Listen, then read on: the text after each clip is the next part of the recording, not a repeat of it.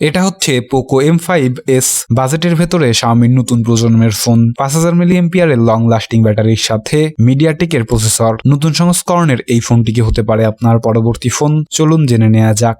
যদিও ফোনটি এই সেগমেন্টে নতুন, কিন্তু এই সেম গ্রাফিক্সের ফোন আমরা অতীতেও লক্ষ্য করেছি। ফোনটির সামনের প্রোটেক্টর হিসেবে যুক্ত রয়েছে কর্নিং গরিলা গ্লাস 3। এই ডিসপ্লেটির মাঝ বরাবর 5 হোল সেলফি ক্যামেরা ব্যবহার করা হয়েছে। ফোনটিতে ওয়াটার এবং ডাস্ট প্রতিরোধক হিসেবে IP53 সাপোর্ট যুক্ত রয়েছে। টিভি, এসি এবং বিভিন্ন ধরনের স্মার্ট ডিভাইসের রিমোট হিসেবে ফোনটিকে ব্যবহার করতে পারবেন। এই জন্য ফোনটিতে আইআর ব্লাস্টার সেন্সর ব্যবহার করা হয়েছে। ফোনটিতে 6.43 ইঞ্চ অ্যামোলেড স্ক্রিনের সাথে 60 hertz refresh rate, full HD plus রেজুলেশনের এই ডিসপ্লেটিতে শাওমির কাস্টমাইজ ডিসপ্লে ইঞ্জিন ব্যবহার করা হয়েছে। ডিসপ্লেটির 409 PPI এর সাথে 10 বিট 16.8 মিলিয়ন কালার HDR এর সাপোর্ট যুক্ত রয়েছে। ফোনটির ডিসপ্লে রেজুলেশনের কারণে মাল্টিমিডিয়া ইউজার এক্সপিরিয়েন্স অনেক ভালো। কালার কন্ট্রাস্ট এবং ডিপ ব্ল্যাক লক্ষ্য করবেন। ফোনটির ব্রাইটনেস লেভেল দেখার মতো ছিল, যা প্রায় 1100 নিট পিক। ফোনটিতে 3.5mm হেডফোন জ্যাকের সাথে স্টেরিও স্পিকার ব্যবহার করা হয়েছে।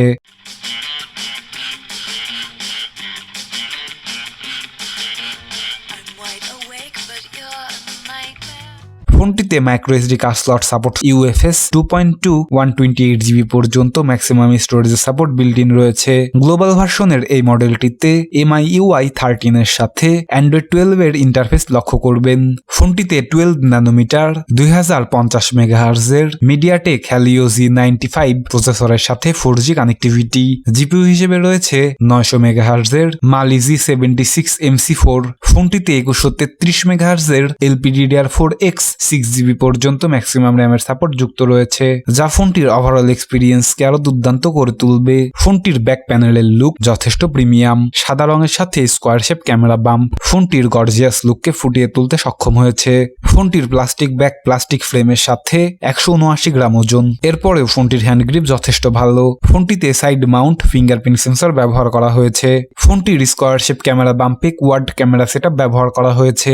ফোনটির মেন ক্যামেরাটি 64 মেগাপিক্সেল f1.8 অ্যাপাচার। ফোনটিতে 2 মেগাপিক্সেল f2.4 অ্যাপাচারের মাইক্রো এবং ডেপথ লেন্সের সাথে 8 মেগাপিক্সেল f2.2 অ্যাপাচারের আল্ট্রা ওয়াইড লেন্স রয়েছে, যার সাহায্যে 118 ডিগ্রি পর্যন্ত আল্ট্রা ওয়াইড অ্যাঙ্গেলের ছবিগুলি তুলতে পারবেন। প্রত্যেকটি লেন্সের সাথে ইলেকট্রনিক ইমেজ স্টেবিলাইজার এবং AI যুক্ত পাচ্ছেন। দিনের ঝকঝকে আলোতে মেন ক্যামেরাদের তোলা ছবিগুলি অনেক শার্প এবং ডিটেলস। কালার স্যাচুরেশন এবং ডায়নামিক রেঞ্জ যথেষ্ট ভালো। ফোনটির মেন ক্যামেরাদের তোলা পোর্ট্রেট ছবিগুলি অনেক ভালো। ফোনটির মাইক্রো লেন্সের সাহায্যে তোলা ছবিগুলি অনেক শার্প এবং ডিটেলস। ফোনটির আল্ট্রা ওয়াইড লেন্সটি যথেষ্ট কাজের না হলেও ছবি তুলতে সক্ষম। কালার স্যাচুরেশন ভালো, কিন্তু ডায়নামিক রেঞ্জে অনেকটাই পিছিয়ে থাকবে। রাতের বেলায়ও ফোনটির মেন ক্যামেরা দিয়ে তোলা ছবিগুলি অনেক শার্প এবং ডিটেলস। কালার স্যাচুরেশন এবং ডায়নামিক রেঞ্জ যথেষ্ট ভালো। ফোনটি দিয়ে আপনি সর্বোচ্চ 4K at 30 fps, 1080p at 120 fps, 720p at 960 fps এর স্লো মোশনের ভিডিও রেকর্ড করতে পারবেন। ফোনটির আল্ট্রা ওয়াইড লেন্স দিয়েও 1080p at 30 fps এর ভিডিও রেকর্ড করতে পারবেন। ফোনটির সেলফি ক্যামেরাটি 13 megapixel f2.4 aperture. Selfie camera দিয়ে তোলা ছবিগুলি অনেক ভালো। কালার স্যাচুরেশন এবং ডায়নামিক রেঞ্জ যথেষ্ট। এটিতে আপনি সর্বোচ্চ 1080p at 30 fps এর ভিডিও রেকর্ড করতে পারবেন। এত কিছুকে পাওয়ার অন করার জন্য যুক্ত রয়েছে নন রিমুভেবল লিথিয়াম পলিমার 5000 মিলিঅ্যাম্পিয়ারের একটি শক্তিশালী ব্যাটারি। এই ব্যাটারিটিকে চার্জ করতে 33 ওয়াট ফাস্ট চার্জারের সাহায্য নিয়েছে শাওমি, যা ফোনটিকে মাত্র 30 মিনিটে 64% চার্জ করতে সক্ষম। সঙ্গে রয়েছে USB Type-C 2.0। এত কিছুর পরে ফোনটির দাম গিয়ে দাঁড়ায় 219 ইউরো, যা বাংলাদেশি টাকায় 24,000 টাকার সমপরিমাণ।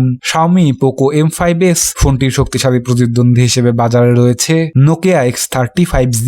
নোকিয়া X35Z ফোনটি সম্পর্কে বিস্তারিত জানতে এখনই ক্লিক করুন। সবাইকে আরো একবার ধন্যবাদ জানিয়ে এখানেই শেষ করছি।